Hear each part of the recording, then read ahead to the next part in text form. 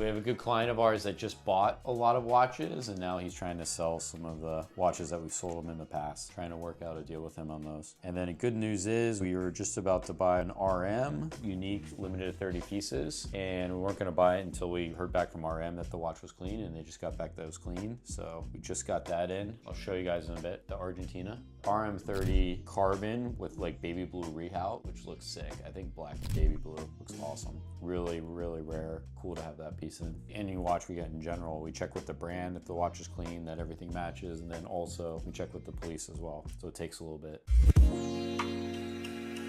Okay, so we sold a vintage Nautilus to a client of ours, and the clasp isn't the right clasp for that year. So I just wanted to double confirm with our watchmaker that that's the case. And then with it being an original clasp, but not, you know, a replacement part, you know, what the price difference is and what he thinks it is. So I'm gonna go check with him. It's why we don't do much vintage, is there's a lot of knowledge that you need to have on it. We definitely give our watches to experts to make sure that everything is authentic. But one, the market for vintage has been tricky. It's definitely dropped a bit. You know, prices really haven't, because people don't want to lose money, but the demand has definitely dropped quite a bit. You know, you really have to be careful because you have to know every little thing, because you don't want it coming back to you down the road. We sold this watch a year ago to a client. This is the watch that we just bought, RM030 Carbon, Argentina Edition. Has like the Argentina colors on the rotor, that rehaut, the baby blue. You don't really see that often, it just really pops. The baby blue is what sells the watch. It'd be quite a bit less if it was just black, but limited of 30 pieces. I love these. Also the carbon, it's a lot lighter than ceramic and just so comfortable on wrists and a lot more wearable. It's a great watch. Yeah, super sick.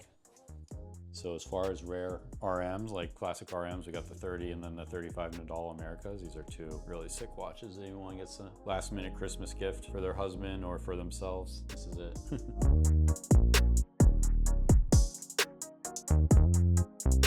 I'll give you this with a black strap too. 2025. I have like 8 RMs right now. With this, 5726A, 80, 2023 new. Get another one of these new. What about this? RM35 Americas, 280, 3001. Let's do a deal on this. This thing's sick. Celestial. Wow. How much is that? 300? No, like, I think we're asking like 185. Oh, it's not the store one then. No, it's just an older one. But yeah, it's the same shit. It's sick. I'm gonna call their dealers. I'm gonna sell the watch because you didn't buy it. You know what our cost is on the 5726? Wasn't that your trade-in? Yeah. He just offered me 75. I said 80. Yeah, I don't think we should budge, but our cost is 70. I'll say 79. All right, 79, and that's cheap. 79 and 75. They're on the charts at 77. Brand new 2023, that's a really good deal. I mean, you can look at the watch. I mean, it's crispy. Pretty late delivery for FedEx. Normally here by 10, now it's noon. So this is from Toronto. Not sure. This could be getting a call. Hello? From that 5164 that you guys have listed on your website. The only one we have now is a 2023. What's your price on that? 1 second, let me see what best price is. Garrett, can we resell the 5164? Who'd it go to? Did it go to a retail? Yeah, it's sold though. My colleague sold it on Friday as 2023. Not like a super hard watch for me to find. I could probably find you another one, but I'm not sure what pricing would look like to source.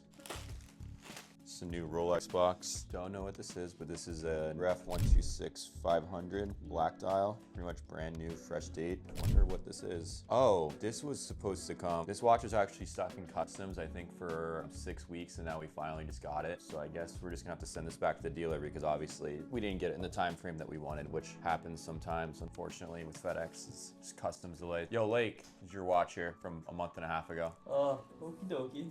Said it needs this overhaul? No. Remember, this is the one you got from Canada.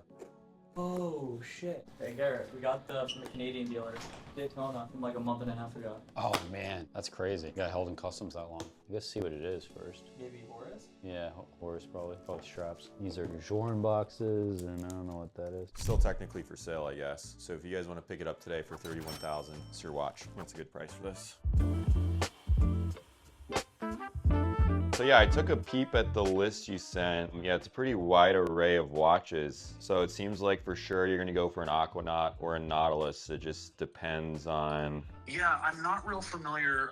So I marked down some of the ones that I loved. Like, I think first on the list is that Singapore edition. The limited edition, yeah. Yeah, I don't know why that is so limited or so much more than the rest of them, or if you feel like that is. So that one, if you compare it to the regular 5167A, it's gonna have red indices on the dial and it also has a red strap. That's the main reason. And then of course, you know, on the papers, it says what it's limited to. I think it's 500 or something, I wanna say. They only made that for a couple years. To be honest with you, out of everything you sent, I sell most of the 5968A.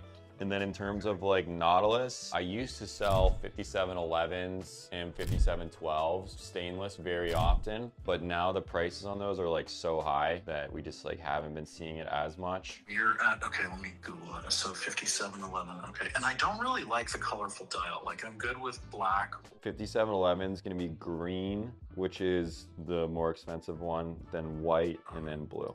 I don't know if you'd be interested, I have the 5726A that I just got in, new 2023 on strap. I don't think I like the strap. And then the 5726, I think it was in 2021, they came out with that exact watch with a blue dial. How do you like the last one on the list, the 5990 1A? Yeah, I know, I like that watch a lot too. I think it's good value because the blue, that one actually, so the newer one is the blue. The dial is not that extravagant. It's still a more dull color, and that one trades for around 145, so I think it's good value just to go for the gray.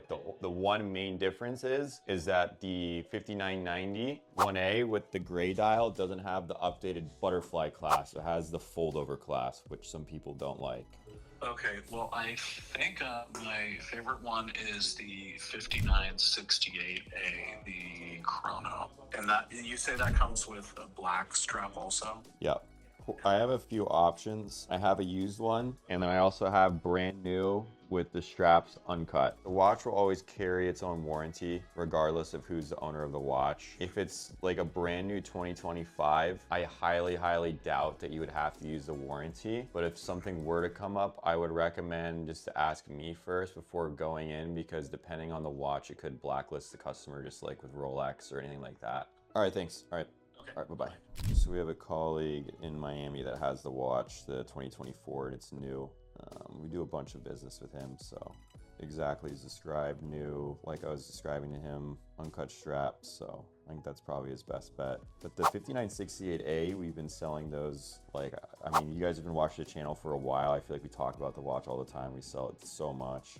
Amongst all the Aquanauts, that's by far the hottest. Right behind it, I would say 5164A. My personal opinion, I like the 5968A just because it sticks out with multiple different straps you can put on it, and it's just different. So we have like multiple affiliates. A lot of the stuff that we're more bullish on we'll have here in store. Otherwise, we have many customers and different clients that keep stuff on consignment with us. And obviously with that stuff, margins aren't quite what they are. So stuff like Patek, AP, especially AP and Rolex, we're kind of seeing the market. It's kind of tough. It's more competitive, and we haven't been stocking it nearly as much. But I mean, we're still going to keep it on our site because we know that we can either get it from the customer that has it on consignment with us, minus our consignment fee. We have affiliate offices like we have in Hong Kong, Zurich, etc., where we can just source the watch and send it over here. Or there's a very large dealer network where, especially on like a more generic Patek, I can always quote based off of that because it's always gonna be right there. Or for example, this person is 2 floors